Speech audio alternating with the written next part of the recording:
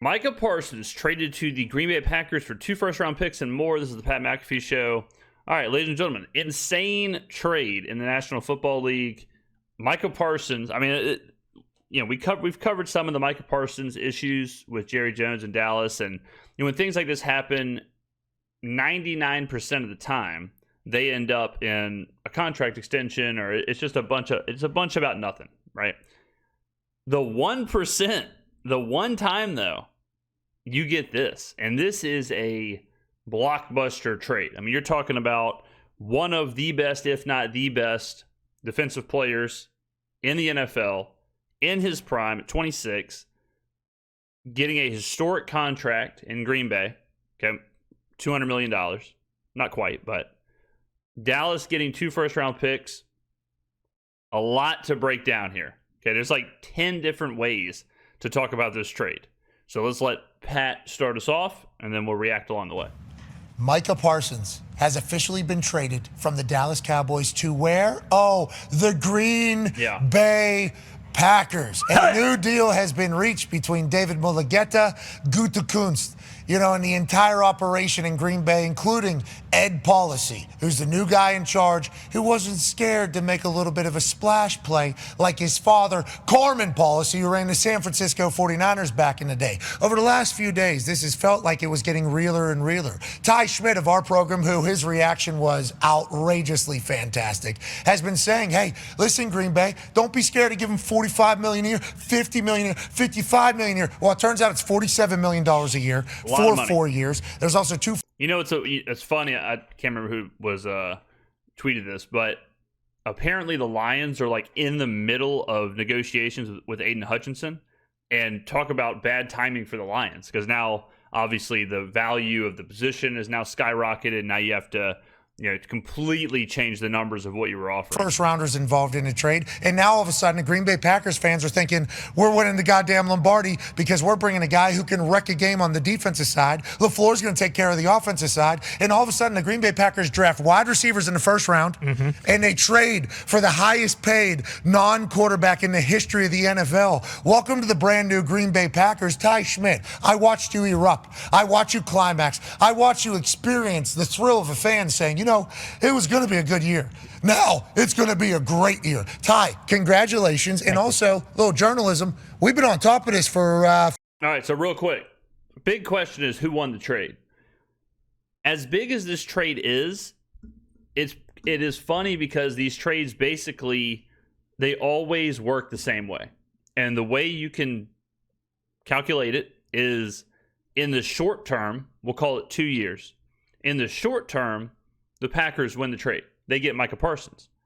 In the long term, Dallas wins the trade, right? Because as the salary cap goes up, you want young players. In order to get young players or cheap contracts, you have to have draft picks. You get more draft picks. It is what it is. So it's hard to say who won and who lost the trade unless Green Bay pulls the Los Angeles Rams. When the Rams traded for Stafford, same exact thing. Short term, yeah, they win the trade. Well, then they won the Super Bowl. And there's no question who won the trade then. So Green Bay, it's easy. If Green Bay wins the Super Bowl within the next 2 to 4 years, 4 seems like a lot, but 2 to 3 years, they win the trade. And this is pushing your chips all in. This is pushing your chips all the way in if you're Green Bay.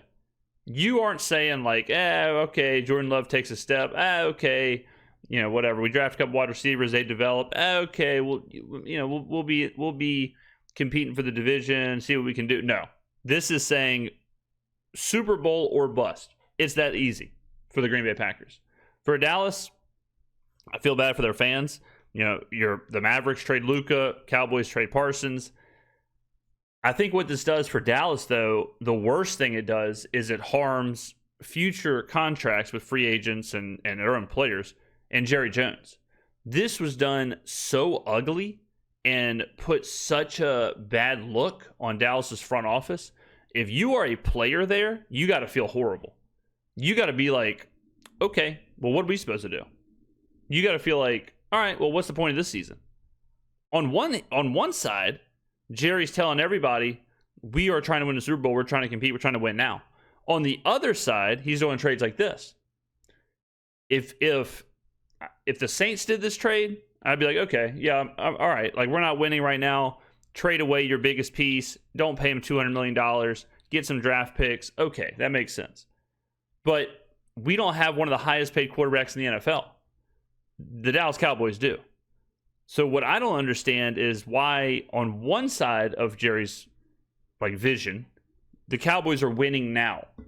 On the other side, they're rebuilding and they're thinking long term. I don't understand that part.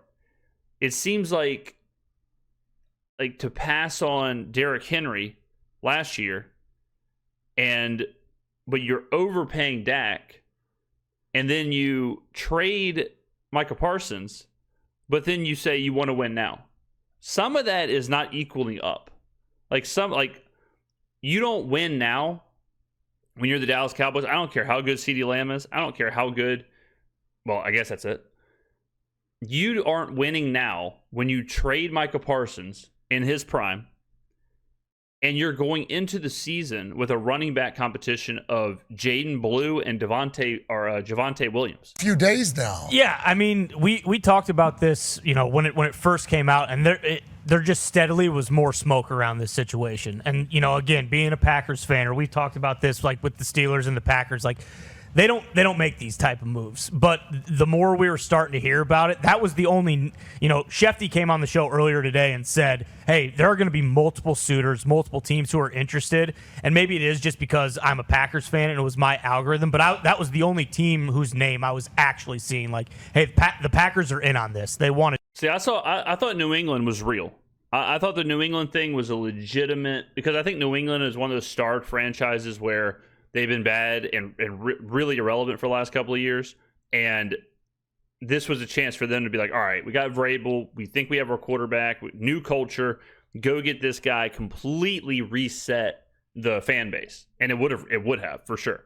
But maybe it was a bridge too far to make that. And if you're a team like New England, I'm not even necessarily sure you should do this. I think you'd be better off not spending the $200 million, not trading away the draft picks. I think just like, all right, look, we have Drake May. We have a young kind of team. We have a new culture being installed, all that stuff. Let's just kind of give this a 5-year window. Like, there's no need to rush this. Green Bay, you've already paid Jordan Love. Maybe it's like, okay, there is a reason to rush this if you're Green Bay. Do this.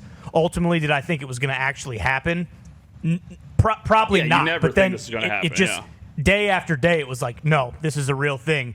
When I saw that $45 million, and I don't know who first put that out there, pretty close. But when I first saw that, I was like, oh, okay, like they have this. This is set up. This is ready to go. And now we'll just see. Maybe Jerry is going to get to the point where people around him are going to say, hey, you know what? You guys have kind of been at odds this whole time. He doesn't want to talk to you. You don't want to talk to him. Why don't you go ahead and get a generational haul for a generational player? So, I'm over the moon. I really am speechless. Like, it really does. And I don't think it's crazy to say that as a Packers fan, like, boom, I'm thinking Super Bowl now. I love that. Yeah. I love that that's what fans can experience, especially with the trade of one great player. And everybody seems to agree that Micah is a great football player. Yeah, I mean, he's one of the best defensive players on the field when he's on the field. Now, this is not a quarterback. This is, like, you can go back to the Khalil Mack trade. All right, like this kind of stuff, it is absolutely impactful. The Green Bay Packers absolutely have gotten better with Micah Parsons. That's not, we're not splitting the atom. Does this make them Super Bowl favorites? Does this make them the best team in the NFC? I don't know. I don't know if I'm there yet. I don't know if I'm there on that because I have questions about Jordan Love. I don't know how good he is.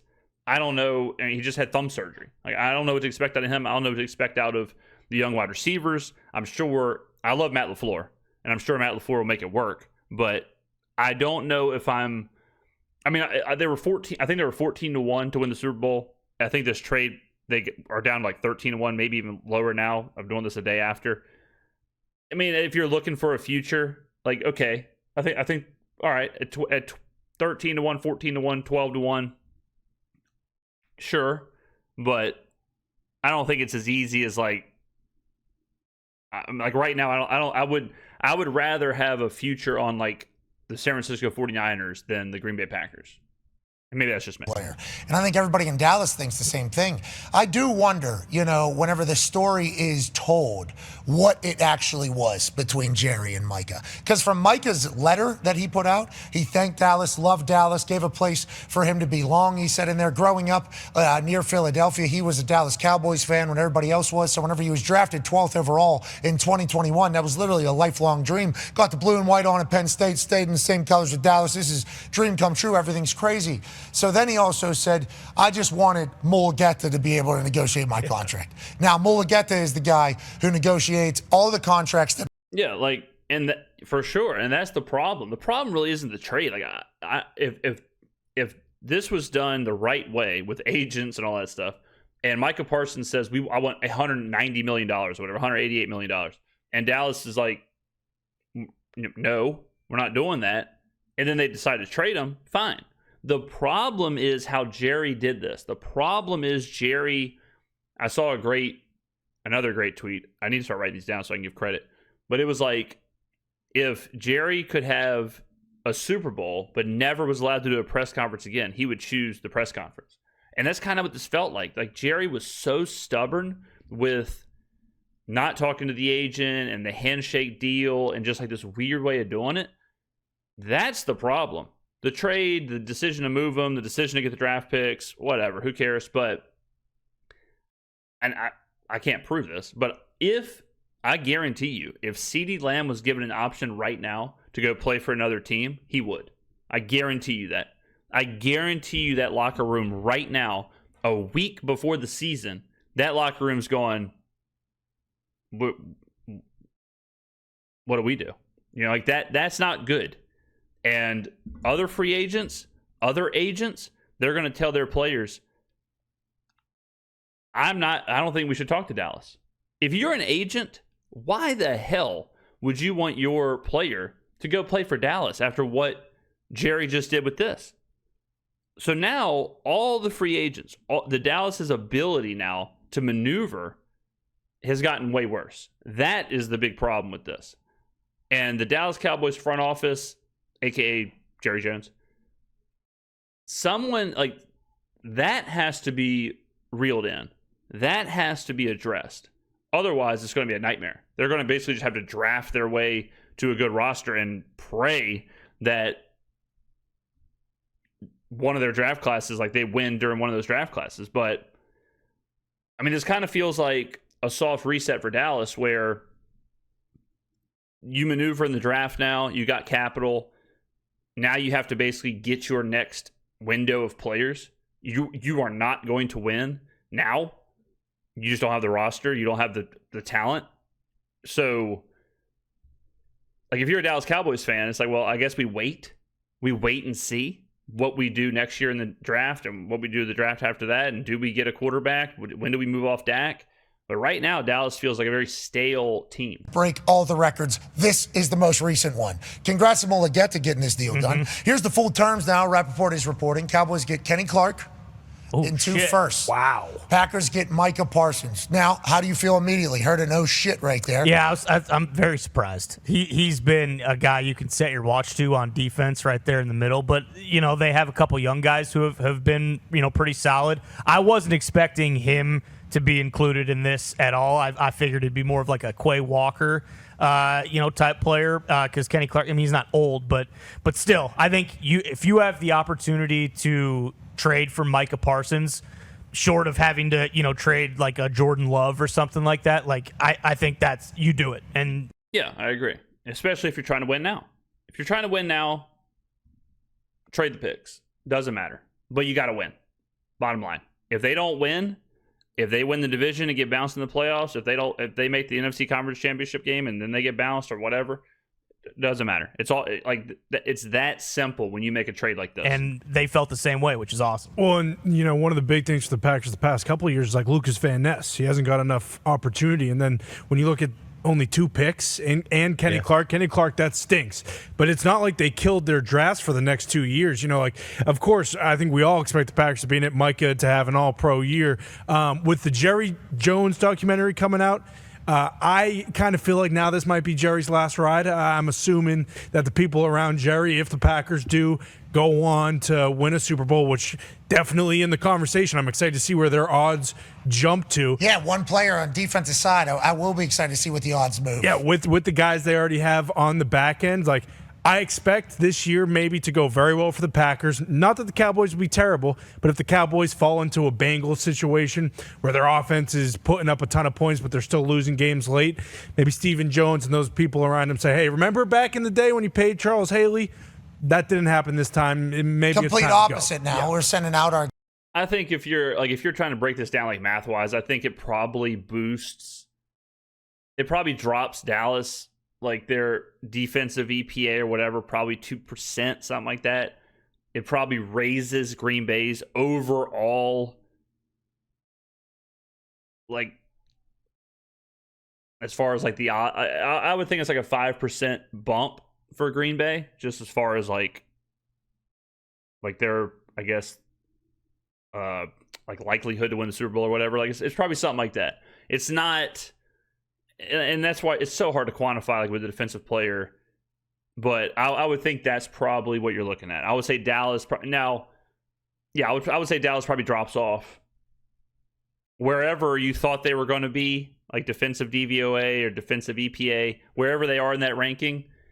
I would drop them a 2-3%, and then that's probably where they're going to be this season. Guy who, just because, that's interesting, because it was reported today from Schefter to us. They agreed on a $40.5 million a year deal for 5 years, is what Jerry thought happened at a dinner. Yeah. Jerry and Micah were talking, and maybe Micah was agreeable or whatever. And then whenever the conversation was escalated to, hey, my agent now would like to talk to you about what we talked about. Maybe it was year length, maybe it wasn't a 5-year deal Micah didn't want. Maybe the number wasn't exactly what Micah wanted. Maybe Micah thought it was in the area, but it wasn't exactly what he wanted. And for whatever reason, Jerry felt disrespected by this. Then this thing got loud. And it did seem like it was not going to be able to be repaired, but a big check can repair a lot of things. So everybody even today was like, Jerry, CD Lamb, Dak Prescott, Ezekiel Elliott, these guys in the past that have had situations publicly have gotten settled when Jerry would overpay them. Probably going to happen to Mike again. That was still a possibility. Instead,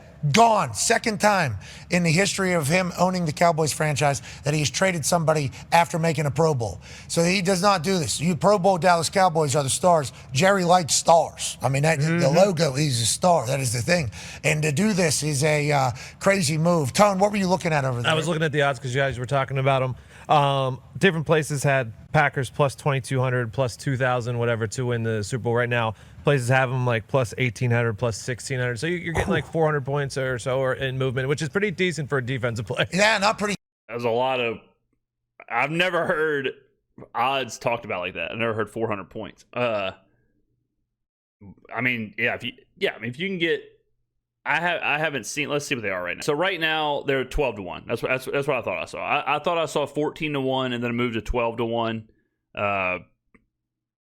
22-1, 18-1, maybe. I don't know. I don't know what they're looking at, but yeah. I mean,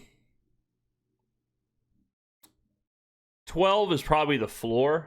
Or 12 is as low as I would go. Anything below 12 is crazy, I think. But I mean, if you're trying to sweat something, 12-1, why not, right? So, but that's where they're at now. Pretty decent. It's very good. Yeah. There's been quarterbacks that have gone to teams who'd be starting quarterbacks, and the odds haven't moved at all. Micah joins that defense. New defense coordinator over the last couple of years. You guys like this defense, right? Yeah, no, absolutely. And from everything that's coming out of like Rashawn Gary, I mean, he's obviously he's not getting Micah Parsons money, but they paid him to be like an elite top-level pass rusher. And again, it's kind of what we talked about this a little bit earlier in the week and why I thought, hey, you need to go get Micah because a lot of pressures, like that's kind of been their thing, but they're not actually finishing plays. Oh, something else real quick I just thought of. So if I was Green Bay, what I would do is I would well, I mean, it's hard, I'm talking like 2 years ahead here, but I would look to trade Micah in 2 years because then you're kind of like, all right, we're trying to win for the next 2 years. But then he's only 28 at that point, 28, 29, whatever. I don't know what his birthday is. So he's still and if he stays on pace, he is one of the, if not the best defensive player in the NFL. So you could trade him in a couple of years, recoup some of what you gave up, and still try and that's what I would do if I was Green Bay. I would be looking ahead at that. I would say, all right, we're going to try and win in the next 2 seasons. If we do not, we will trade him, get back some of the capital we lost because the salary cap's up, and we'll retool with young players. That's what I would do. That's what I would be looking at doing if I'm Green Bay. Often getting sacks, and with them losing, who they've lost in the secondary at cornerback, like they're going to need to be able to get after the quarterback a little bit better this year. So, I'm really excited to see what Jeff Hafley will do with him. But it's just like, I mean, we've talked about this since this whole thing started. Like, these guys don't get traded. They just don't. And for him to be traded to the Packers, like, I'm glad that they did whatever they had to do to get it done. All right, we'll be live tomorrow. I'll be. There you go. All right, ladies and gentlemen, let me know in the comments below who you think won the trade. Interesting stuff, man. A week before the season, this trade happens is insane. This kind of stuff happens around the draft. If you're Dallas, you would rather do this around the draft because then you know a little bit more like who you're getting your part of the trade quicker. Now they got to wait an entire season, obviously, to start recouping some of this. Now they basically just have nothing, right? So that's why Green Bay wins in the short term, blah, blah, blah. But let me know in the comments below who won the trade, what you would have done. Thank you for watching. I'll see you in the next video.